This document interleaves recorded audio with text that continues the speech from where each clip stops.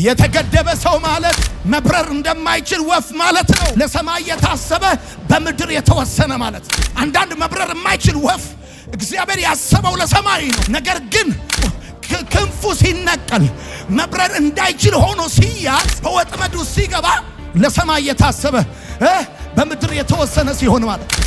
አይታል የተገደበ ሰው ለሀገር የታሰበ በመንደር ግን የተወሰነ፣ ለቤተ መንግስት የታሰበ ነገር ግን በቤት ኪራይ የተወሰነ፣ ለትውልድ የታሰበ ነገር ግን በራሱ ጉዳይ ተወስኖ የቀረ ማለት ነው። ወዳጆቼ ጌዲዮን ታላቅ መሪ፣ ታላቅ ተዋጊ ብቻ ሳይሆን ታላቅ አዳኝ እንደነበር፣ ነገር ግን በምን አይነት ሁኔታ ውስጥ እንደነበር ጌዲዮን ጃይንት ሊደር ደግሞ የሚገርም ተዋጊ የነበረ የሚገርም አዳኝ የነበረ ሰው፣ ነገር ግን የነበረበትን ሁኔታ ስታስታውሱ ተገድቦ እንደነበረ ይገባቸዋል።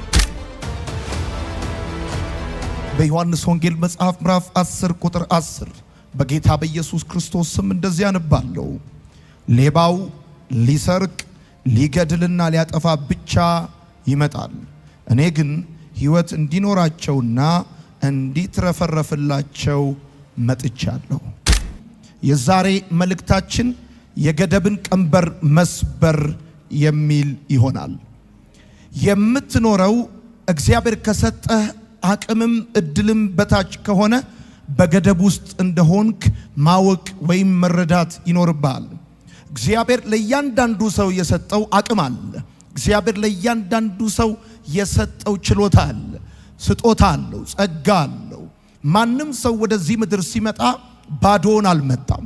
ማንም ሰው ወደዚህ ምድር ሲመጣ ለሌላ ሰው ቁጥር እንዲጨምር አልመጣም።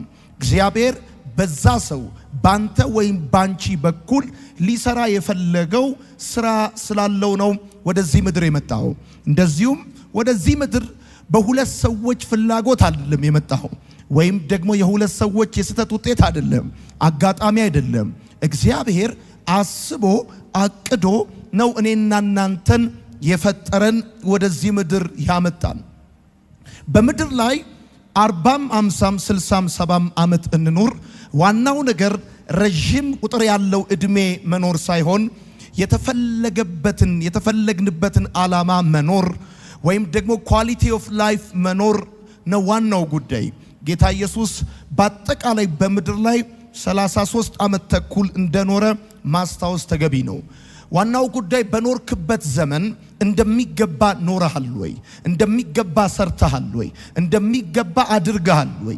ያሰብክበት እግዚአብሔርም ያሰበልህ ሁኔታ ላይ መምጣት ችለሃል ወይ የሚለው ጉዳይ ነው። ስለዚህ ዛሬ እየኖራችሁ ያላችሁት በስራችሁ፣ በትዳራችሁ፣ በአገልግሎታችሁ፣ በተለያየ የህይወታችሁ ጉዳይ ላይ እግዚአብሔር ከሰጣችሁ አቅም በታች ወይም እግዚአብሔር ከሰጣችሁ እድል በታች እየኖራችሁ እንደሆነ የሚሰማችሁ ከሆነ የሆነ እናንተን የገደባችሁ ነገር እንዳለ ማወቅ ተገቢ ነው። ወዳጆቼ ገደብ የብዙዎቻችንን ራእይ፣ መለኮታዊ ዓላማና የህይወት እድገት የሚከለክል ነገር ማለት ነው። ብዙዎቻችን እግዚአብሔር ያየልን ዓላማ አለን። እንደዚሁም ደግሞ በዘመናችን ልናሳካው የምንፈልገው ህልም አለን፣ ራእይ አለን። እንደሚገባ ማድረግ መፈጸም የሚጠበቅብን ማለት ነው።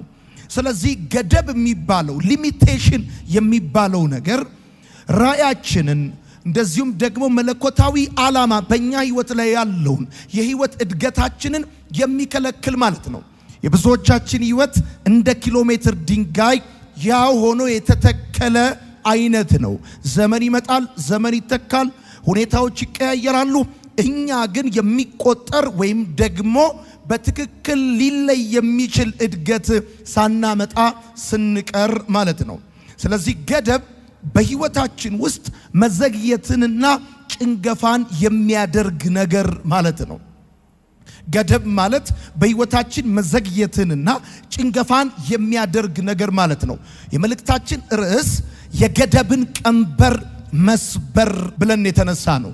ስለዚህ ራእያችንን በእኛ ላይ ያለውን መለኮታዊ ዓላማ የህይወት እድገታችንን የገደበውን ነገር እግዚአብሔር ከህይወታችን ላይ እኛም እንስማማለን፣ እሱም ይሰብርልናል። ያመነ ሰው ብቻ አሜን ይበለኝ። አቅም እንዳለው የሚያምን ሰው ብቻ በደንብ አድርጎ አሜን ይበለኝ። በህይወታችን መዘግየትንና ጭንገፋን የሚያደርጉ ነገሮች አሉ። በጌታ በኢየሱስ ስም በዚህ ማለዳ በህይወታችን የትኛውንም አይነት መዘግየት የሚሰብር የእግዚአብሔር ክብር ያገኘናል። ነገር ደስ የሚለው በጊዜው ሲሆን ነው። ነገር ደስ የሚለው በሰዓቱ ሲሆን ነው። ከዘገየ በኋላ፣ ካለፈ በኋላ፣ ከመሸ በኋላ የሚሆን ነገር ደስ አይልም። የእግዚአብሔርም ቃል እንደሚናገር ነገርን ሁሉ በጊዜው ውብ አድርጎ ይሰራዋል ተብሎ እንደተጻፈ ልክ እንደዚህ ነገር በጊዜ ሲሆን ያምራል። ገደብ ከአቅማችን በታች እንድንኖር የሚያደርገን ነገር ማለት ነው። አሁን እኔና እናንተ ለሀገር የሚሆን ነገር እግዚአብሔር በውስጣችን አስቀምጦ ለትውልድ የሚሆን ነገር አስቀምጦ የህይወታችን ጉዳይ ውሎና አዳራችን መብላትና መጠጣት ብቻ ሲሆን ይደብራል። በጣም ለብዙ ትውልድ ሊጠቅም የሚችል ነገር ይዘን ማለት ነው። አንዳንዶቻችን ገና ከሰፈር አልወጣንም። አንዳንዶቻችን ለብዙዎች እድልና በረከት መሆን ስንችል ገና በራሳችን የህይወት ጥያቄ ውስጥ ተይዘን ያለ ነው። የመጀመሪያው እኔ በገደብ ውስጥ ነው ያለሁት ወይስ አይደለም? የአቅሜን ልክ ነው የምኖረው ወይስ ከአቅሜ በታች ነው? እንደሚገባኝ እየተጓዝኩ ነው ወይስ ዘግይቻለሁ? ነገሮቼ በአግባቡ ፍሬ እያፈሩ ነው ወይስ በተደጋጋሚ ጊዜ ጭንገፋ ያስቸግረኛል የሚለውን ነገር ማሰብ በጣም ተገቢ ነው። ብዙዎቻችን ገና ልጆች እያለን ትልልቅ አቅም እንዳለን እናውቃለን። ወላጆቻችን መስክረዋል፣ ትምህርት ቤቶቻችን አረጋግጠዋል። ነገር ግን አሁን ላይ ባለው የህይወታችን አካሄድ እንደሚገባ እየኖርን ነው ወይስ አይደለም የሚለውን ነገር መጠየቅ በጣም ትክክል ነው። ገደብ ልትሆን የምትችለውን ነገር እንዳትሆን የሚከለክል ነገር ማለት ነው። ትችለዋለህ እኮ ልትሆን ትችለዋለህ፣ ልታረገው ትችላለህ፣ ልትደርስበት ትችላለህ። ነገር ግን እንዳትደርስበት እንዳትሆን የሚከለክል ነገር ማለት ነው ገደብ ማለት። ወዳጆቼ ገደብ በታላቅነት መንገድ ላይ የተቀመጠ እንቅፋት ነው። በህይወት መካከል፣ በዘመን መካከል፣ በሀገር ውስጥ ጥቂት ሰዎች ብቻ እንዲሳካላቸው የተፈቀደበት ምክንያት እኔ አይታየኝም። ዋናውና እርግጠኛው ነገር አንተ ካለበት ሁኔታ ጋር ተስማምተ ለመኖር እስካልፈቀድክ ድረስ ይሄን አይደለም እግዚአብሔር የነገረኝ፣ ይሄ አይደለም የኔ አቅም፣ እግዚአብሔር ለዚህ ህይወት አይደለም የጠራኝ፣ እግዚአብሔር በኔ ውስጥ ያየው፣ በኔ ዘመን ያየው ሊፈጽመው ሊያደርገው ያለ ነገር አለ። ስለዚህ አሁን ካለውበት ሁኔታ ጋር አልስማማም ማለትም ያንተ መብት ነው።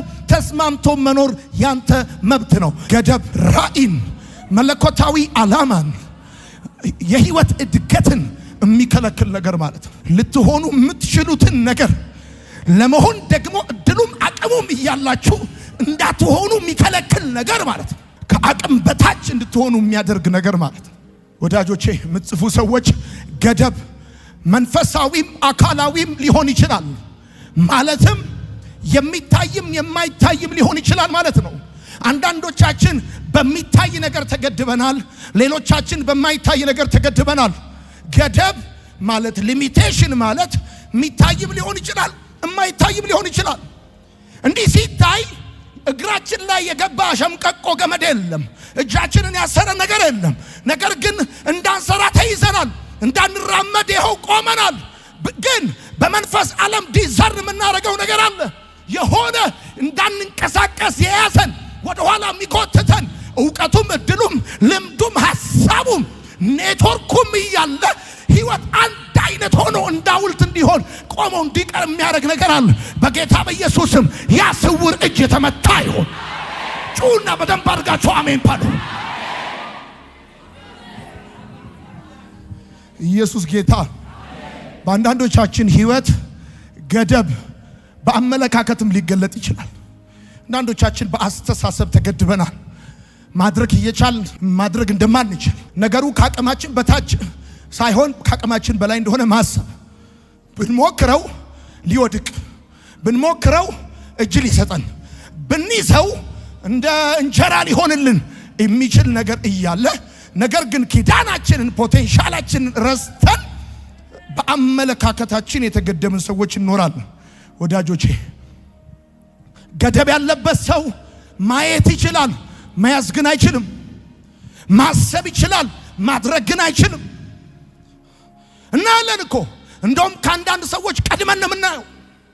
አሪፍ የቢዝነስ ኦፖርቹኒቲ እድሎች፣ አይዲያዎች፣ በጣም ክሬቲቭ የሆኑ ነገሮች ቀድመን እናያለን፣ እናስባለን። ነገር ግን አክሽን ሲባል ድርጊት ሲባል የሆነ ነገር ይሆናል። እና ገደብ ያለበት ሰው በምን ታውቃለህ ካልከኝ ማየት ይችላል፣ ማድረግ ግን አይችልም። ማሰብ ይችላል፣ መያዝ ግን አይችልም። ወዳጆቼ የተገደበ ሰው ማለት መብረር እንደማይችል ወፍ ማለት ነው። ለሰማይ የታሰበ በምድር የተወሰነ ማለት ነው። አንዳንድ መብረር የማይችል ወፍ እግዚአብሔር ያሰበው ለሰማይ ነው። ነገር ግን ክንዱ ማነው ክንፉ ሲነቀል መብረር እንዳይችል ሆኖ ሲያዝ በወጥመዱ ሲገባ ለሰማይ የታሰበ በምድር የተወሰነ ሲሆን ማለት ነው።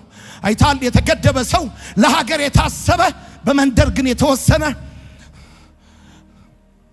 ለቤተ መንግስት የታሰበ ነገር ግን በቤት ኪራይ የተወሰነ፣ ለትውልድ የታሰበ ነገር ግን በራሱ ጉዳይ ተወስኖ የቀረ ማለት ነው። ወዳጆቼ የተገደበ ሰው ማለት እንደዛ ነው። ታስታውሳላችሁ ጌዲዮን ታላቅ መሪ፣ ታላቅ ተዋጊ ብቻ ሳይሆን ታላቅ አዳኝ እንደነበረ፣ ነገር ግን በምን አይነት ሁኔታ ውስጥ እንደነበረ ጌዲዮን ጃይንት ሊደር ደግሞ የሚገርም ተዋጊ የነበረ የሚገርም አዳኝ የነበረ ሰው ነው። ነገር ግን የነበረበትን ሁኔታ ስታስታውሱ ተገድቦ እንደነበረ ይገባቸዋል። ይሄንን ቃል ቆይቷል። በዚህ ቃል ማሰብ ማሰላሰል ከጀመርኩ መጻፍ ማሰብ በዚህ ጉዳይ ላይ መጸለይ ከጀመርኩ አንዳንድ ጉዳይ ላይ እንደተገደብኩ ይሰማኛል። ይሄ አይደለም እግዚአብሔር የጠራኝ ለዚህ አይደለም። ይሄ መክሰስ ነው፣ ራቱ አይደለም። ይሄ ገና ኢንትሮ ነው፣ ጅማሬ ነው። በልተ ታቆማለህ አላለኝም፣ ለብሰ ታቆማለህ አላለኝም። በአንድ አዲስ አበባ ገርጂ አካባቢ ላይ 2500 እና 3000 ሰው በሚስ አዳራሽ ውስጥ እዛ ውስጥ ዴስቲኒ ነው አልተባልኩም። እኔ ባንተ ሰራል ትነቅልና ታፈርስ ዘንድ ቀብቻለሁ ነው የተባልኩት። በኢየሱስ ስም ከኔ በኋላ የሚነሳ ትውልድ በአማርኛ አይገደብም፣ በኦሮምኛ አይገደብም፣ በኢትዮጵያ ዳር ድንበር አይገደብም። አሜን በል በደንብ አድርግ። ተገድበናል። የተገደበ ሰው ከሳጥን ውጭ ማሰብ አይችልም። ከሰፈሩ ውጭ ማሰብ አይችልም። ከዘሩ ውጭ ማሰብ አይችልም። ከኢትዮጵያ ውጭ ማሰብ አይችልም። የተገደበ ነጋዴ አይታችሁት ከሆነ ሌላው ከውጭ ሀገር መጥቶ እዚህ ሀገር ኢንቨስት ያደርጋል። እኛ ግን እዚሁ ተገድበናል። በቃ እዚሁ ቀርተናል። ወደ ታች ሞያሌ፣ ወደዚህ ውጫሌ፣ በቃ በጣም ብናይ የምናየው ከዚህ እስከዚህ ነው፣ ከዚህ እስከዚህ ነው። በቃ በጣም የተገደበ ሰው ሲያይ ሶፋ፣ ፍሪጅ፣ ቴሌቪዥን፣ መኪና በቃ። ወዳጆቼ ዳዊትን ግን አንበሳ አልገደበውም፣ ድብ አልገደበውም፣ ወንድሞቹ አልገደቡትም። በጣም ብዙ ተቃውሞ ደርሶበት ነበረ። አባቱ መሪ እንደሆነና እንዳልሆነ እርግጠኛ አልነበረም። ወንድሞቹም እንደዛው ኮምፕሌን ያደርጉ ነበረ። ሳኦልም እርግጠኛ አልነበረም። ዳዊትን አንበሳ ካልገደበው፣ ድብ ካልገደመው፣ ወንድሞቹ ካልገደቡት ዛሬ እኔ ባርካችኋለሁ በጌታ በኢየሱስ ስም። የሰው አስተያየት ያቆማችሁ ትዘረጋላችሁ። በደም ጩና አሜን በሉ። የማይገደብ አምላክ እያመለካችሁ በጥቃቅን ነገር የተገደባችሁ በጌታ በኢየሱስ ስም ዛሬ ማለዳ መለቀቅ ይሆንላችሁ፣ መለቀቅ ይሆንላችሁ። ታውቃላችሁ 400 ኩንታል የሚሸከም ኤሮትራከር መኪና በጣም በቀላል ታኮ ተይዞ ይቆማል። መሄድ ካለበት ሹፌሩ ረዳቱን አዞ ታኮ መውጣት አለበት። በጣም 400 ኩንታል ማለት ምን ማለት ነው ስትል በጣም ብዙ ነው። ለብዙ ሰዎች እህል መሆን የሚችል እንጀራ መሆን የሚችል ማለት ነው። ነገር ግን በተራ ታኮ ተይዞ ይቆማል። ልክ እንደዚህ ለትውልድ የሚሆን መብል ይዛችሁ በተራ ነገር የያዛችሁ ነገር በኢየሱስ ስም ይታረክ። ሴ አሜን። ወዳጆቼ ይሄ ሊሚቴሽን ገደብ የሚባለው ነገር በተለያየ የህይወታችሁ ክፍል ውስጥ ሊከሰት ይችላል፣ ሊኖር ይችላል። በጋብቻ፣ በገንዘብ፣ በግንኙነት፣ በስራ፣ በመንፈሳዊ ህይወት፣ በጤና፣ በትምህርት፣ በአገልግሎት ሰው ሊገደብ ይችላል። በጣም ኢምፖርታንት ነገር ስለምናገር እንድትሰሙ ይፈልጋል። አንዳንዶቻችን በጋብቻ ተገድበናል። ማለት አንዱ ሰው ትምህርቱ አሪፍ ነው፣ ስራው አሪፍ ነው፣ ወደ ሚሬጅ ሲመጣ ግን በቃ ተገድቧል፣ ማግባት አልቻለም። ራይት ታይም ላይ ነው ያለው፣ ነገር ግን ተይዟል። ሌላ ሰው ደግሞ በቃ የሆነ ወይ ዲፕሎማዊ ዲግሪ ላይ ነክሶ ይቀራል፣ በትምህርት ይገደባል። ሌላ ሰው በጤና፣ በአገልግሎት፣ አንዳንድ ሰው በአገልግሎት ይገደባል። በቃ ሰፈሩ ላይ ብቻ በቃ የሆነ ጢቆን ብቻ ትንሹ ብቻ ይሆናል። ነገር ግን መልእክቱን ሚሊዮኖች ቢሰሙት፣ ሀገር ቢሰማው የሚለወጥበት ይሆናል። ወዳጆቼ በደንብ አድርጋችሁ ስሙኝ። ሰዎች በአንድ በኩል ተለቀው በሌላ በኩል ሊገደቡ ይችላል። ይህም ብጽፉ ደስ ይለኛል። ሰዎች በአንድ በኩል ተለቀው በሌላ በኩል ሊገደቡ ይችላል። ማለትም በአንድ በኩል ተገድበው በሌላ በኩል ሊለቀቁ ይችላል። ምን ማለት ነው?